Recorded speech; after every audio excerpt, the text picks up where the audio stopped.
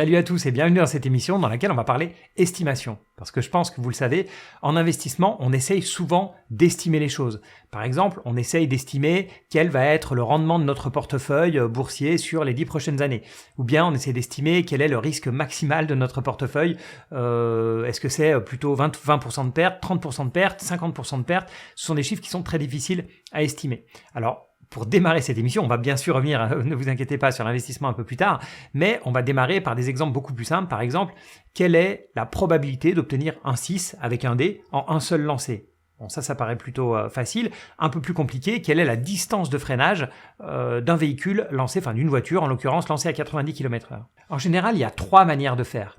La première manière, c'est la manière physique. C'est-à-dire, pour reprendre l'exemple du dé, on va le regarder et puis basé sur sa construction, sur ses caractéristiques physiques, on va se dire, bon, bah, c'est un cube, il a 6 faces, il est symétrique, tout a l'air parfaitement symétrique, etc. Et donc, sans même lancer le dé, on peut estimer que le 6 a une chance sur 6 de tomber. Donc la face 6, hein, vous m'avez compris. Et l'avantage, c'est qu'on n'a pas besoin, pour trouver ce chiffre, de lancer le dé. Parce que lancer un dé, bon, ça coûte rien, c'est très rapide, etc. Donc dans notre cas, c'est pas vraiment un avantage. Mais si la modélisation a pour but de tester, par exemple, la distance de freinage d'un véhicule, bah, c'est un petit peu plus compliqué. Il faut une voiture, il faut une piste, il faut tester, etc. Mais pire que ça, pour les crash tests de voitures, par exemple, qui vont avoir un coût assez évident, si on peut le faire déjà en modélisation mathématiques basées sur les caractéristiques physiques de la voiture, du mur dans lequel elle va taper ou de la route sur laquelle elle va freiner, on voit que ça fait gagner énormément de temps et d'argent. Donc oui, c'est une méthode qui est pratique, mais l'inconvénient, c'est que c'est une modélisation qui est théorique. C'est-à-dire qu'on va se baser sur des hypothèses, on va rentrer des paramètres, mais ces paramètres, ils peuvent être faux. Même sur le dé, qui paraissait un exemple assez évident de dire, bah voilà, j'ai regardé sa forme et on a une chance sur 6 en un seul lancer d'obtenir un 6, il se peut que, éventuellement, le centre de gravité soit un peu déplacé. Ça peut être juste un problème de fabrication parce qu'il y a par exemple une bulle quelque part dans le dé, mais ça peut être aussi un dé qui est truqué, hein, tout simplement, et vous pouvez ne pas l'avoir vu, vous l'avez juste pesé, observé, etc. Et donc vous n'avez pas mis ça comme paramètre. Ou bien, pour reprendre l'exemple de la distance de freinage, ça peut être un conducteur qui aura gardé des pneus de voiture au-delà de la limite, donc il aura des pneus beaucoup trop usés, et donc la distance de freinage dans la vraie vie, elle va être complètement différente de la distance de freinage calculée en modélisation. Évidemment, il y a la surface de la route, il y a énormément de choses qu'il faut prendre en compte dans ce type de modélisation, et donc la théorie n'est jamais parfaitement exacte. Ensuite, la deuxième méthode, c'est la méthode empirique. Dans l'exemple du dé, c'est simple, on va lancer le dé 100 fois, 500 fois, 1000 fois, et on va regarder quel est le pourcentage de fois où on tombe sur un 6. Donc normalement, on devrait trouver un pourcentage qui est aux alentours de 1/6, aux alentours de 16,7%. Et le gros avantage de ce système, c'est qu'il est basé sur la réalité. C'est-à-dire que bon, déjà c'est simple, on n'a pas besoin de connaissances en physique, on n'a pas besoin de faire des modélisations mathématiques, on n'a pas besoin non plus de chercher si le dé est truqué. On le saura directement en regardant les résultats. Si on trouve 30% de chance d'obtenir un 6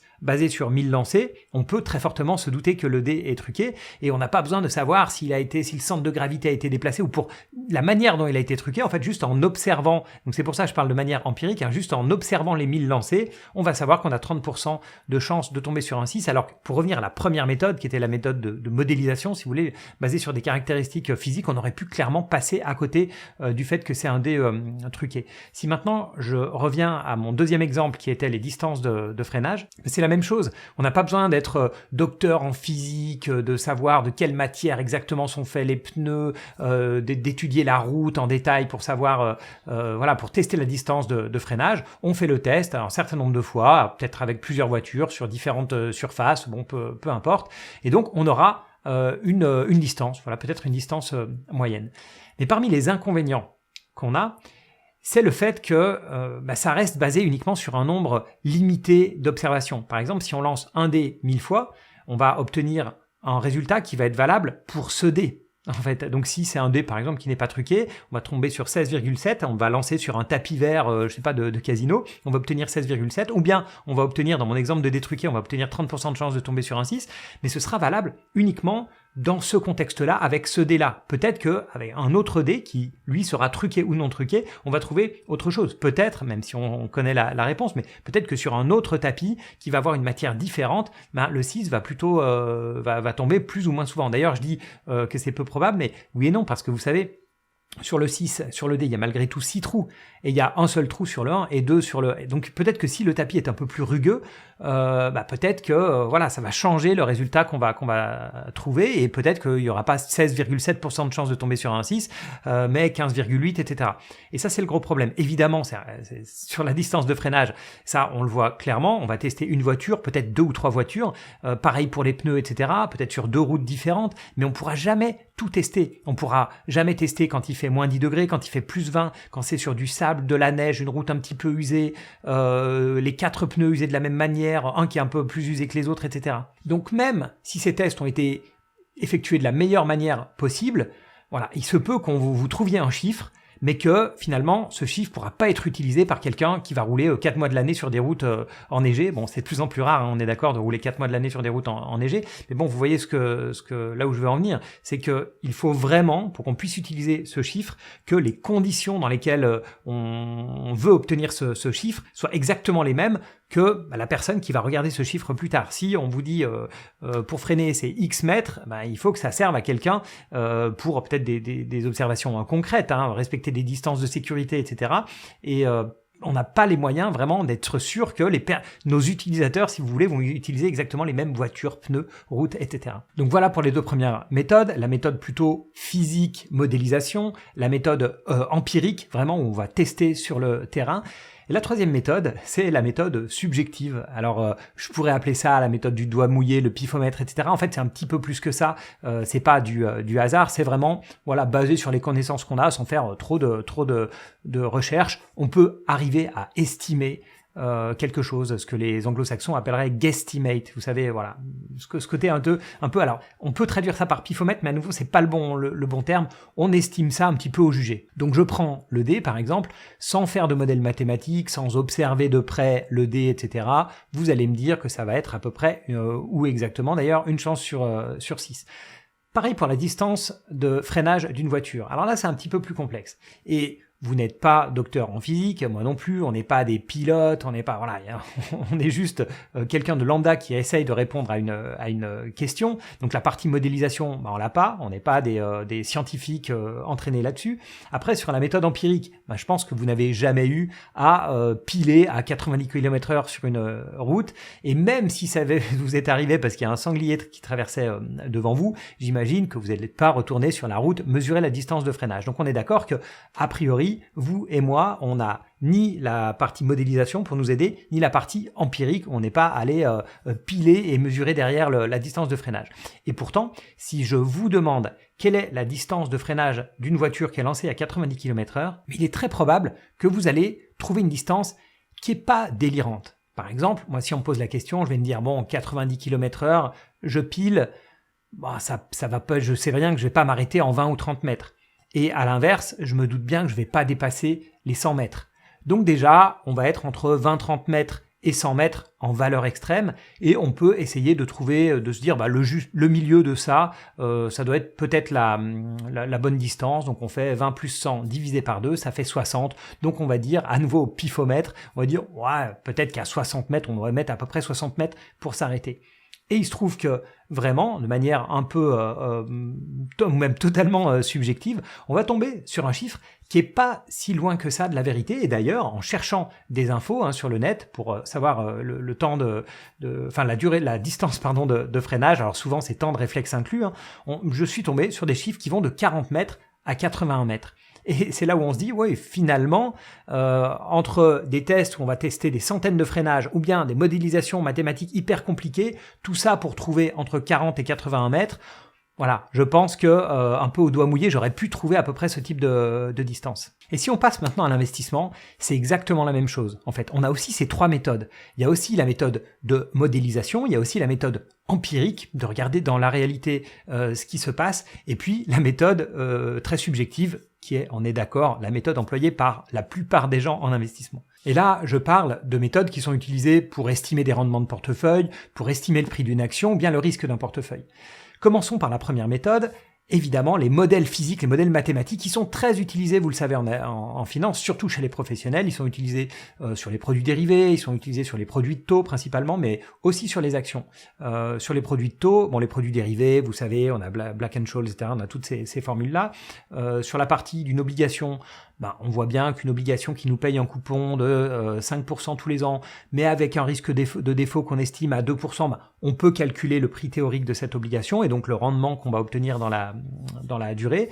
Et puis sur les actions, il y a aussi des modèles mathématiques qui sont utilisés, dont le fameux DCF, Discounted Cash Flow, vous savez, où on actualise les flux futurs, qui est un modèle mathématique qui est très beau, en théorie, très intéressant. Et puis en pratique, c'est beaucoup moins valide, tout simplement parce que j'en ai déjà parlé dans mes exemples précédents, il y a ce problème d'hypothèses, de paramètres, etc. La deuxième méthode, la méthode empirique, alors il se trouve qu'en finance, la plupart du temps, on va utiliser les données passées. Voilà, tout simplement, c'est-à-dire qu'on va se dire, si je vous dis quel est le rendement de votre portefeuille pour les 10 prochaines années, vous pouvez me dire, vu que mon portefeuille suit l'indice américain S&P 500, que le S&P 500 a fait du 9% de rendement annuel depuis X années, etc. Donc, mon estimation pour les 10 prochaines années, c'est 9% de rendement. Voilà, si vous avez ce type de raisonnement basé sur des données passées, alors vous tombez plutôt dans la deuxième méthode, qui est la méthode empirique basée sur des données qui viennent de la réalité. Et puis, comme je vous le disais, il y a la troisième méthode, la méthode subjective, qui est effectivement la plus employée en finance en tout cas chez les particuliers. Ça revient à mon estimation de 60 mètres de distance de freinage pour une voiture tout à l'heure. C'est que si on demande à quelqu'un qui a juste un petit portefeuille boursier, quel est le rendement qu'il imagine pour son portefeuille dans les 10 prochaines années, ou bien quel est le risque de son portefeuille, c'est pas a priori un quant hyper qui va modéliser un portefeuille pour connaître exactement tous les chiffres ou le risque basé sur des modèles de VAR, peu importe. Donc ça va ni être ce type de personne, ni quelqu'un souvent qui a étudié tous les types d'actifs dans le passé, qui connaît parfaitement les rendements, les corrélations entre actifs, etc. et qui va pouvoir nous dire basé sur des données historiques, mon rendement va être exactement de temps. Et la personne, quand on lui pose la question, en tout cas l'investisseur particulier, très souvent va nous répondre « Bon, j'estime, je vais peut-être gagner entre 5 et 10%. » À nouveau, ce chiffre, on a obtenu une fourchette entre 5 et 10%. Voilà. Pareil sur le risque. Sans modèle de risque, sans connaître exactement, avoir étudié les crises principales des années 2000-2008, etc. Il va dire « Je pense que je peux perdre 30, 40% sur mon portefeuille pendant une crise, je sais pas, je connais pas trop, mais ça devrait être dans ces eaux-là. » Et ce qui est marrant, c'est qu'on se rend compte que sans être vraiment un docteur en mathématiques, sans être quelqu'un qui a étudié tous les cours boursiers du passé, on n'est finalement pas si loin. Et le gros avantage de cette méthode subjective, donc celle qui est appliquée par beaucoup de particuliers, c'est que quand on applique ce type de méthode, un peu comme je le disais au doigt mouillé, on sait qu'on a une méthode qui est très loin d'être parfaite. Et comme on sait qu'on a une méthode qui est très loin d'être parfaite, parce qu'on dit, je sais pas, mon portefeuille il peut perdre entre 20 et 40%, mon rendement il sera entre 5 et 10% par an, etc. On sait donc qu'on est très imparfait, notre méthode est très imparfaite, donc on prend des pincettes, en fait, on prend une marge de sécurité. Par exemple, quelqu'un qui va vouloir calculer le montant qu'il aura à la retraite, etc., il va peut-être se dire, vu que j'estime que c'est entre 5 et 10%, je vais plutôt prendre 5% pour être conservateur. Là où nos deux premiers modèles, qui étaient des modèles avec une apparente exactitude due à leur côté scientifique, que ce soit la modélisation ou bien les données passées, on va avoir tendance, et ça vous voyez passer ce genre de poste partout, on va avoir tendance à nous dire, si vous gardez votre ETF pendant X années, pendant 30 ans, blablabla, à la fin vous aurez 1 million d'euros pour votre retraite. Et ça c'est 100% basé sur des données passées, empiriques si vous voulez, mais j'ai jamais vu personne qui disait, en fait, comme c'est effectivement on a 9% de rendement dans le passé, mais comme le futur ne représente pas exactement, le passé plutôt ne représente pas exactement le futur, on va prendre une marge de sécurité de 2%, donc faites plutôt votre calcul de retraite sur 7%. On voit pas trop ce genre de choses, on voit plutôt des gens qui sont persuadés que les 9% vont exactement se répercuter dans le futur. Et ça, c'est l'avantage de cette fameuse méthode subjective, c'est que comme on sait qu'elle est mauvaise, comme on sait qu'elle est hyper approximative, qu'elle est fausse, tout ce que vous voulez, elle est pas si fausse au final, c'est pas si mal, mais on sait qu'il y a une énorme marge d'incertitude, alors on va prendre des pincettes. Et ce qu'il faut garder en tête, c'est que les deux autres méthodes, donc la méthode vraiment de modélisation mathématique ou la méthode empirique, elles ont elles aussi de gros défauts, et j'en ai déjà parlé. Mais leur apparence de science, de formule, de vérité gravée dans le marbre, si vous voulez, ou même de données passées, statistiques, etc., nous font croire qu'elles sont parfaites, et donc on a tendance à ne jamais prendre de marge de sécurité, ou alors des marges de sécurité qui sont beaucoup trop faibles. Revenons sur le modèle de modélisation mathématique. Le problème, on en a parlé, c'est qu'on fait des hypothèses. On rentre des paramètres donc, qui peuvent être faux. Donc j'ai parlé des pneus usés pour la distance de freinage ou du dé truqué, et c'est exactement ce qui s'est passé en 2008. 2008, les modèles des agences de notation, donc les modèles qui donnaient est-ce que tel actif c'est plutôt très peu risqué, donc on va lui donner une note de triple A, ou est-ce que c'est un peu plus risqué avec une note de A, B, double B, etc., aux produits totalement pourris. Ces modèles mathématiques des agences de notation ont été à côté de la plaque. Et ça a été une des raisons de la crise de 2008. Et pourquoi est-ce que ces modèles étaient à côté de la plaque? Pourquoi est-ce qu'ils ont réussi à donner des notations AAA sur des produits pourris? C'est parce que leurs paramètres et leurs hypothèses étaient mauvais. Il s'est avéré que les prêts les moins bons, donc les fameux subprimes, avaient un taux de défaut de 5 à 6% dans le passé. Donc ils ont mis comme paramètre, les taux de défaut sur les subprimes seront de 6%. Pas de bol, on est tombé dans une ère totalement nouvelle, en fait, où le taux de défaut est monté à 40% sur les prêts variables en 2008. Et personne n'avait mis ça comme paramètre. Ensuite, il s'était dit, c'est pas grave, si les gens ne peuvent pas rembourser, en tout cas, c'est pas si grave, ils n'ont qu'à vendre leurs biens immobiliers, de toute manière, le marché ne fait que monter. Problème, c'est que là aussi, l'hypothèse était fausse, puisque le marché immobilier américain a baissé de 30% entre 2006 et 2008. Et ce genre de choses, il s'en est passé de tous les côtés. On prend dans les paramètres, on a un niveau de taux d'intérêt de temps, et il se trouve que les taux d'intérêt ont augmenté peu après, etc. Donc on le voit, les modèles mathématiques, même s'ils sont très jolis, ils ont l'air parfaits. En fait, un modèle ne vaut que ce que valent ses hypothèses et ses paramètres. Donc si les hypothèses que vous avez mis ne sont pas correctes, le modèle il va vous donner quelque chose qui n'est pas correct. Et c'est exactement ce qui s'est passé en 2008. Donc voilà, modélisation mathématique, ça paraît très beau. Et là, je ne parle pas seulement de la finance, mais à nouveau des distances de freinage de voitures. On le voit bien avec les tests qui ont été faits sur les consommations des véhicules, vous le savez très bien, le scandale Volkswagen, etc. Il y a un monde entre la théorie et la pratique. Et sur les distances de freinage, c'est très beau de prendre des pneus tout neufs, par exemple, et de modéliser des pneus tout neufs sur une route parfaite, et puis dans la réalité, il y a une tache d'huile qui n'avait pas été mise dans le modèle, et il se trouve que peut-être que quelqu'un va freiner en 120 mètres, tout simplement parce que c'est une route où il y a beaucoup de poids lourds qui ont des fuites d'huile, et que sur cet endroit-là, c'est 120 mètres la distance de freinage, et c'est pas 60. Ensuite, la méthode empirique. Elle aussi, elle a de gros défauts, et notamment le fait que ce qu'on regarde, les manières dont on fait le test, ne correspondent peut-être pas à l'environnement dans lequel la voiture, le dé ou autre va être utilisé. Et c'est exactement pour ça que j'avais fait une émission qui critiquait un petit peu le DCA sur ETF. C'était en fait ce que je critiquais, c'était le fait de partir du principe que forcément les rendements passés allaient être exactement les mêmes dans le futur. Pour moi, ça revient exactement au même que de dire quand on freine sur une route française, je sais pas, qui est à tel endroit, on a fait des tests sur telle route avec telle voiture, c'est tant la distance de freinage, mais ça ne veut absolument pas dire que sur toutes les routes françaises avec toutes les voitures, on va avoir le même temps de freinage. L'environnement peut changer, il peut faire plus chaud, plus froid, etc.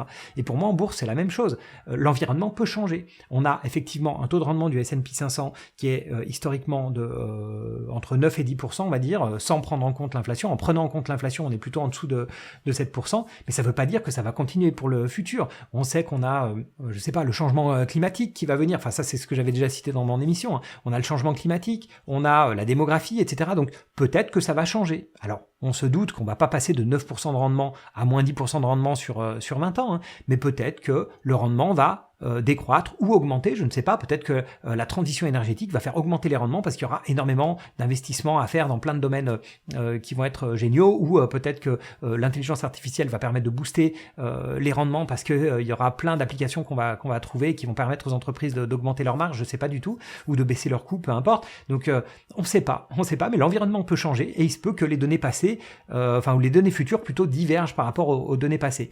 Et c'est pour ça que ce modèle empirique, sous des apparences, je me répète beaucoup, désolé, mais sous des apparences scientifiques, ça peut nous surprendre. Autre problème avec cette méthode empirique, c'est le fait que il est très difficile d'éliminer le biais du survivant. C'est-à-dire qu'aujourd'hui, on va nous dire de manière très, très classique, si vous mettez votre investissement dans un ETF S&P 500, alors je me répète, vous allez avoir 9% de rendement par an. Mais le fait d'utiliser le S&P 500 ou le Nasdaq, peu importe, c'est aussi très probablement parce que c'est le marché qui a le mieux performé, ou quasiment le mieux performé dans le monde. Si c'était l'Europe qui avait super bien performé et qui avait ce type de rendement et pas les États-Unis, on serait en train de nous dire mettez votre retraite dans un ETF Stock 600, un ETF européen et vous allez avoir 9% de rendement. On nous dit pas ça, on nous dit pas dans un ETF européen, on nous dit dans un ETF américain parce que c'est ceux qui ont le meilleur rendement. Mais peut-être que ça va s'inverser, peut-être que dans les 20 prochaines années, ça va être l'Europe qui va avoir 9% de rendement et les États-Unis qui auront 4% de rendement. C'est ça le biais du survivant. Ou peut-être que les États-Unis vont fléchir, etc. Alors attention, c'est pas du tout ce que je dis. Moi, je reste un fan des actions américaines, etc. C'est la plus grosse partie de mon portefeuille. Je dis pas du tout que c'est ce qui va se passer, mais c'est un risque. Peut-être qu'on utilise, par exemple, pas du tout la Chine, parce que la Chine, performe mal depuis des années et des années.